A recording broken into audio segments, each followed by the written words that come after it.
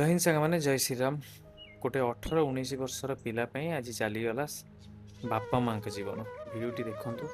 ଏଇ ଘଟଣାଟି ଆପଣମାନେ ତ ବହୁତ ସାରା ଭିଡ଼ିଓ ଦେଖିସାରିବେଣି। କେତେ ବଡ଼ ଦୁଃଖର କଥା କହିଲେ। କ'ଣ ପାଇଁ ଚାଲିଗଲା ଜାଣିଛନ୍ତି? ଗୋଟେ ଜିଦି ପାଇଁ।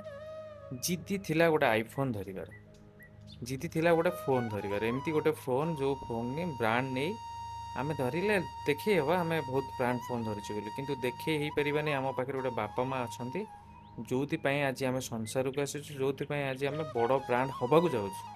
ଥରେ ଜିତି କରୁନାହାନ୍ତି ଏମିତି କିଛି କରିବା ପାଇଁ, ଯେମିତି କାମ କରିବା ଯେଉଁଥିପାଇଁ ଆମ ବାପା ମା ମାନେ ଗର୍ବ କରିବେ, ଆମ ଏରିଆ ଗର୍ବ କରିବ। କେତେ ଫୋନ୍ ଆସିବ, କେତେ ଗାଡ଼ି ଆସିବ। ଜିଦିଟା ଏମିତି ବି ରଖନ୍ତୁ ଯେଉଁଠି ଭଲ ପାଠ ପଢ଼ିବା, ହେଲେ ଭଲ କାମ କିଛି କରିବା, ହେଲେ ଭଲ ୟୁଟ୍ୟୁବ୍ କରିବା, ଭଲ କଣ୍ଟେଣ୍ଟ କ୍ରିଏଟର୍ ହେବା, ଭଲ ସ୍ୱେଚ୍ଛାସେବୀ କାମ କରିବା। କିଛି ବି କରନ୍ତୁ, ଦିନେ ନା ଦିନେ ଆଚିଭମେଣ୍ଟ ନିଶ୍ଚିତ ଆସିବ। ସେଇ ବାପା ମା ମାନେ ଗର୍ବ କରିବେ।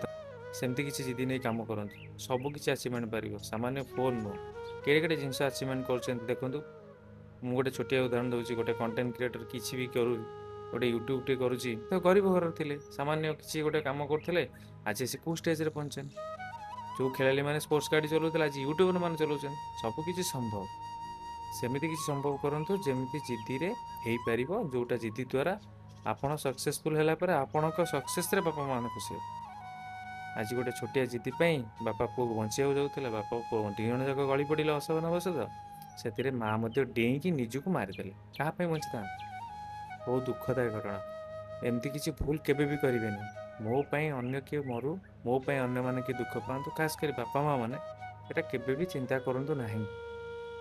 ଆପଣଙ୍କ ଭବିଷ୍ୟତ ନିହାତି ଉଜ୍ଜ୍ୱଳମୟ ହେବ। ତ ଆଶା କରୁଛି କଥାଟାକୁ ମୋର ଗ୍ରହଣ କରିବେ ସମସ୍ତେ। ତ ରହୁଛୁ। ଜୟ ହିନ୍ଦ, ଜୟ ଶ୍ରୀରାମ।